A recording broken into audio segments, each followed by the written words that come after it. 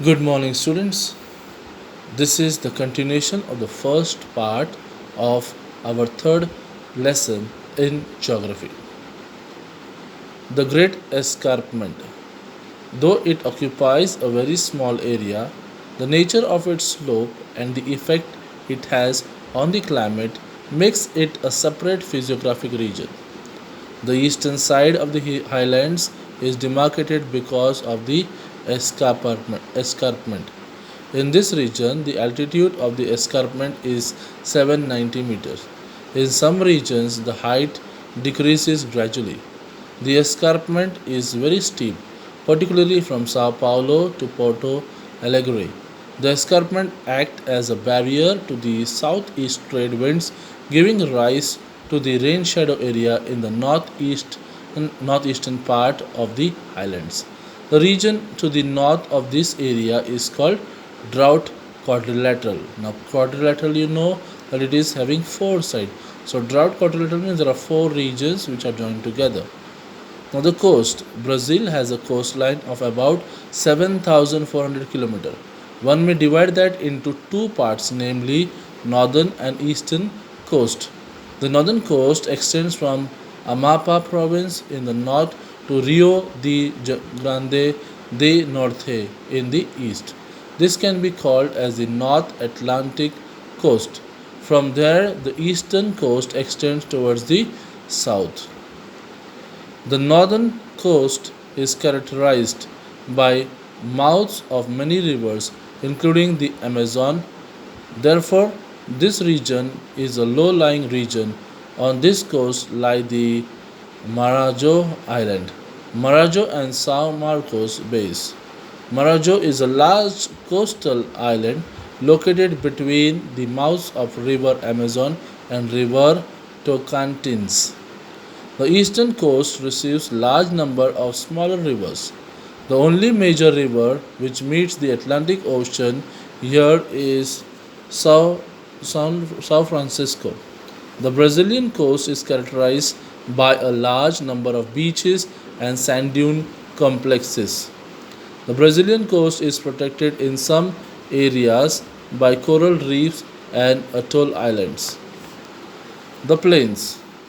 The plains in Brazil are confined to two areas, namely the Amazon basin in the north and Parana source region in the southwest. Amazon plains lying between the two highlands form the largest plain land of Brazil. Amazon plains lying in the northern parts of Brazil generally slope eastwards. The Amazon basin is quite wide in the west, about 1,300 km, and it narrows eastward. Its width is minimum where the Guiana Highlands and Brazilian Highlands come closer, 240 kilometers. As the river approaches the Atlantic Ocean, the width of the plain increases. These are mostly forested areas and largely inaccessible due to frequent flooding and dense undergrowth. Most of the Amazon plains are covered by tropical rainforest. Now, since the trees are there and it is flood is there always, it is flooded and dense undergrowth is there, so it becomes very difficult for one to go move to that area. Okay, and it is very difficult in the Amazon plains because of the continuous frequent flooding and undergrowth, dense undergrowth of plants. The other plains in Brazil are located to the southwestern part of the highlands. They form the source region of Paraguay and Parana rivers. The source region of Paraguay slopes towards the south, while the source region of Parana slopes towards the southwest. Pantanal is one of the largest wetlands in the world. It lies towards the southwest part of the highland area. It is a region of swamps and marshes in northwestern Mato Grosso do Sul in Brazil, and it extends into Argentina too. It is mostly of swamps and marshes. That is why it is known as wetland. Why wetland? Because it is full of swamps and marshes. Now the next part is what is swamps and what is marshes. Swamps are the greenery part area which are not fully not land, but it is wetland. Okay, means water is there. It is watery, like leaves and all coming together. Marshes, it is very marsh. Like greenery, it is there. We see, but it is not at all land, but it is wetland. Now next is islands. Besides the mainland, some islands are also included in Brazil. They can be classified into coastal islands and marine islands. Most of the coastal islands have formed due to deposition. Marine islands were a part of the mainland. They are more than 300 kilometers away from the mainland in the Atlantic Ocean. See, marine islands were a part of the mainland, okay, and due to water and all, it is covered over there.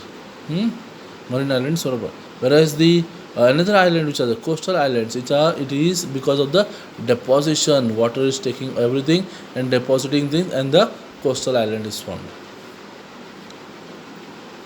There are more than 300 kilometers away from the mainland in the Atlantic Ocean. These islands are mostly rocky, and they are the top of the submerged mountains. Okay, they are the top of the submerged mountains. Mountains are submerged under. The islands near the coast of the South Atlantic Ocean are coral islands, and they are all atolls. They are called atolls. Coral islands are there, and they are called atolls. Means so they are high.